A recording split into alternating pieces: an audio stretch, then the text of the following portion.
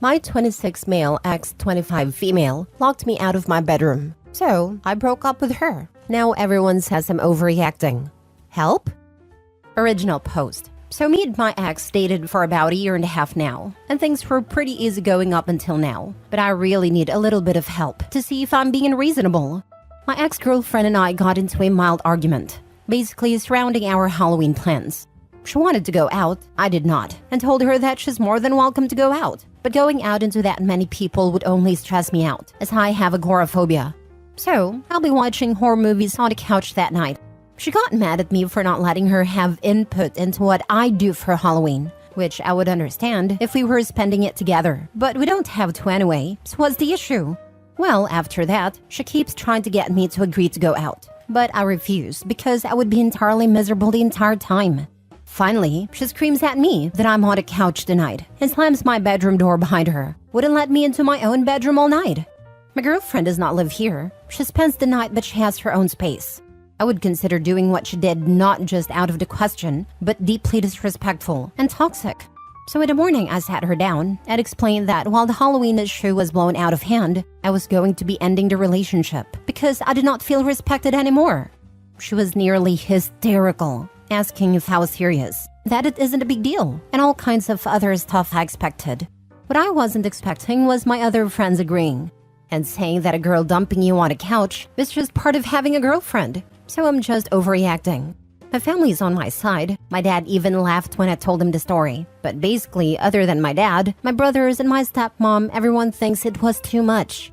So I guess I'm asking for help recognizing if I did. I do know that I tend to get a little harsh when it comes to things I view as disrespectful, so I'm open to hearing opinions. Now for the top advice before reading the mini update. Saying that a girl dumping you on the couch is just part of having a girlfriend. No, it isn't.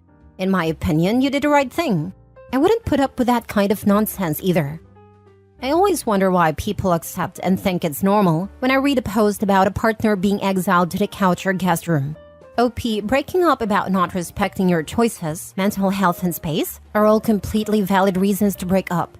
She gave you plenty of reasons for breaking up to choose from. She also has not reflected on her actions. She hasn't apologized nor realized how her behavior affected you negatively. Yeah, I don't know. If you're mad at your partner and don't want to sleep together, you should go to another room yourself, not lock your partner out. Here is a thought. Why didn't you take her butt home to her own apartment? OP is a lot nicer than I would have been. He let her lock OP out of his own bedroom and only threw her out in the morning. The moment my not even live-in partner yells that I am on a couch and locks me out of my own bedroom, I'm telling him that we are done, and he has 15 minutes to grab his stuff and get the heck out of my house. Or I'm getting him removed from the property by authorities. If my partner has a problem, he can choose to sleep elsewhere, but he is not going to dictate where I sleep, especially not in my house where he doesn't even live. Your ex saw your agoraphobia as an excuse, not a mental health issue. To make it worse, she said she should have an input in what you do, but it didn't sound like you had an input in what you did. You bent over backwards, so her night wasn't ruined. She then made you sleep on the couch. She became hysterical when you broke up with her because you took the control away from her. You did the right thing. This kinda hurts, because this is how I see it. But I was hoping I was reading too much into her actions, assigning meanings that weren't actually there or something. And while I'm still angry about what happened, the hurt of everything has been creeping in. So thank you for the comment, truly. This made me realize maybe I'm not crazy. Haha. Other than bending over backwards, I tend to be pretty chill about plans and stuff, because I'm used to it being an issue. Most people don't want to go to a Tuesday movie matinee, so I won't have a panic attack. So I don't even pick up on that stuff. It's her trying to force me to go out. And also the door thing. The door thing really got me mad, which I hate because being angry makes me feel like a bad person. But like, that's my door. That is my bed. What do you mean I'm on a couch? I was so truly offended that it actually makes me laugh now, lol. No, being mistreated is not a normal part of having a girlfriend. Yeah, that's how I see it, especially considering it's my place. Lol, I don't know why, but the fact that she doesn't live here keeps coming back. Like, huh? I do have a bit of a pride issue, which makes it hard for me to see if I'm getting too big for my britches, as my dad says. Haha. I worry that I perceive a slight much worse than it is. I mean, I guess with that, and how often I see it happen to other guys, I started thinking maybe this is one of those times I don't see that I'm being irrational. Now for the mini update. I've considered calling her to talk things through, to try to make the breakup go smoother, because she's been blowing up my phone. But even if I do, it's not gonna be some blowout confrontation. At worst, it will be a lot of crying, probably mostly from me, which is why I don't want to do it. Also, because part of me is really hoping she will just chill out and stop messaging me. Other than that, I've been too busy putting up my Halloween decorations and making sure everything ready for trick-or-treaters to be really sad about my breakup. I know Halloween is forever away, but my nephew is 8. I'm his favorite uncle, and he loves Halloween. So I've made a game of having crazy decorations every year. So I've actually spent a fair amount of time in my yard, learning how to hide extension cords in grass, lol. He is gonna lose it when he sees everything. Next story. Ex-wife, female 36, shared online that I, male 36, left her because she couldn't have kids. Should I even say anything? We divorced 3 years ago. We were trying for kids for about a year, but to no avail. One day, out of nowhere, she drops on me that she doesn't want kids.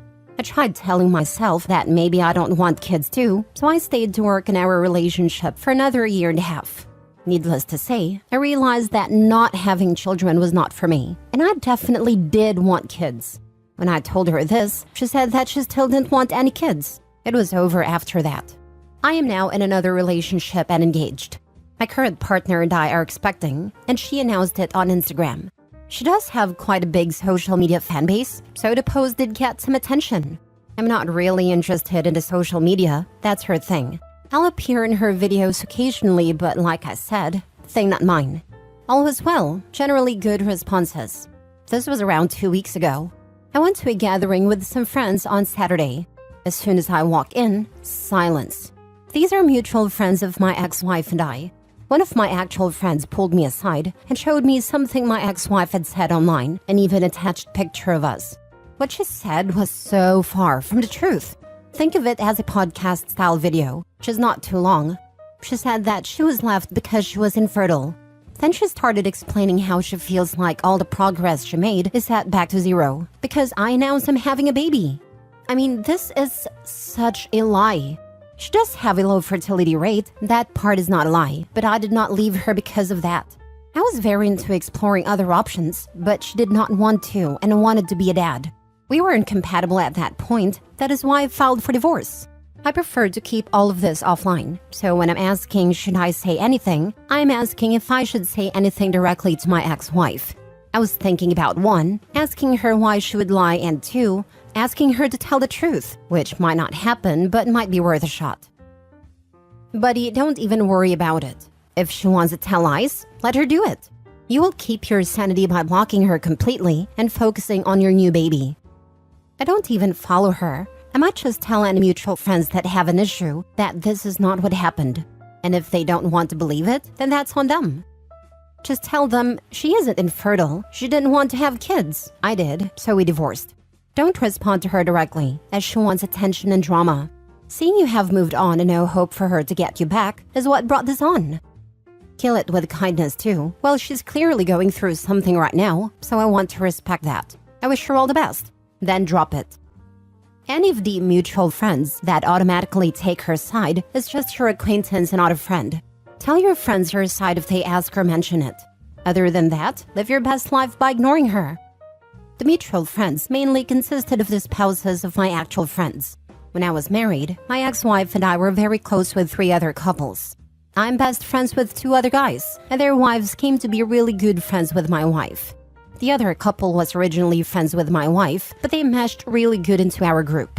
So out of the 6 people in there, excluding myself and my ex-wife, I would say that I'm very close with 2 of the people, while the other ones are closer with my wife, or just neutral between the both of us. I would only bother setting the narrative straight to those that actually reach out to you for clarification. Those people are actually friends and concerned. Everyone else are just superficial friends, and probably wouldn't believe you anyway. Not everyone that reaches out is a friend. Some people reach out for the gossip. I would be careful who I tell much of anything to. But my general rule of thumb is, if they have my direct contact info and reach out to me that way, we can talk.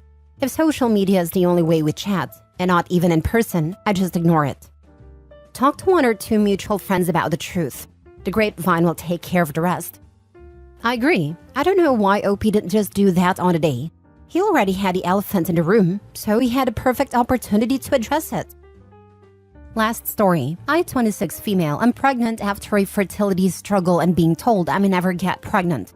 My husband, 42 male, just admitted to having an affair and getting someone else pregnant. Not sure what to do.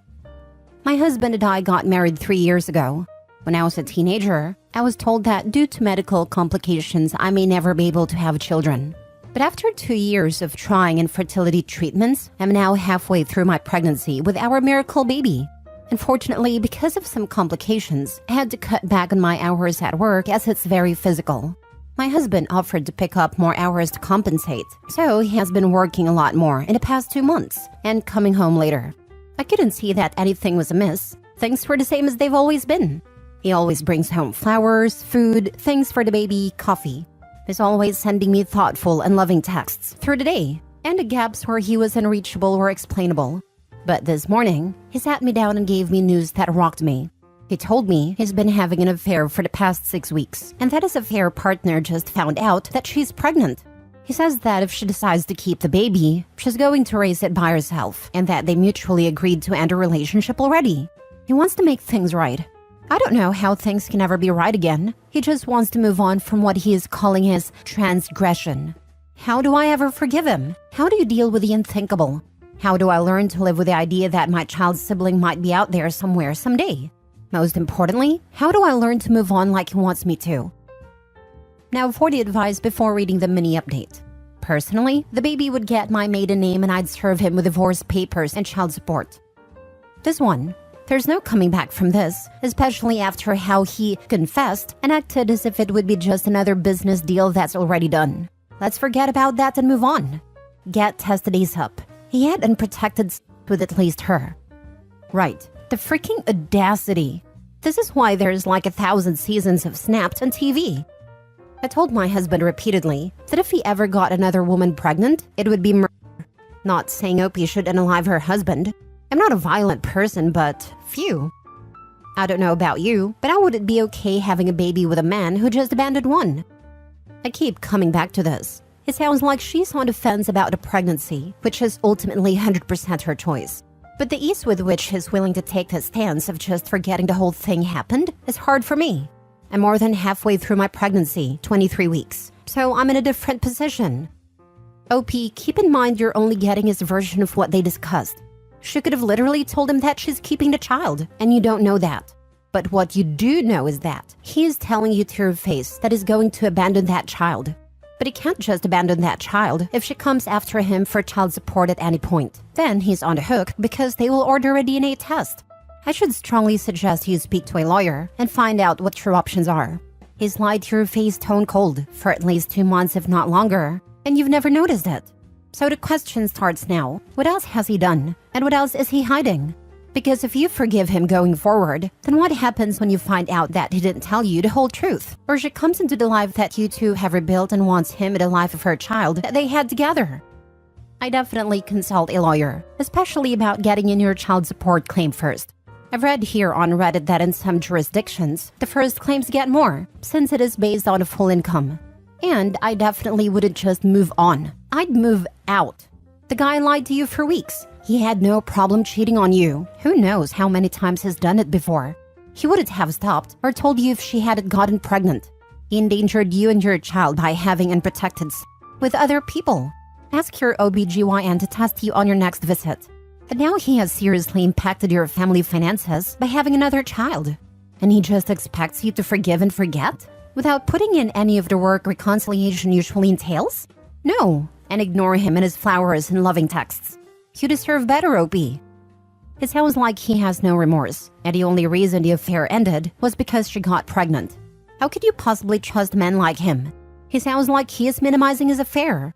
If she keeps the baby and they still work together, I highly doubt he will completely cut things off. She'll be in his life from now on. Are you okay with that?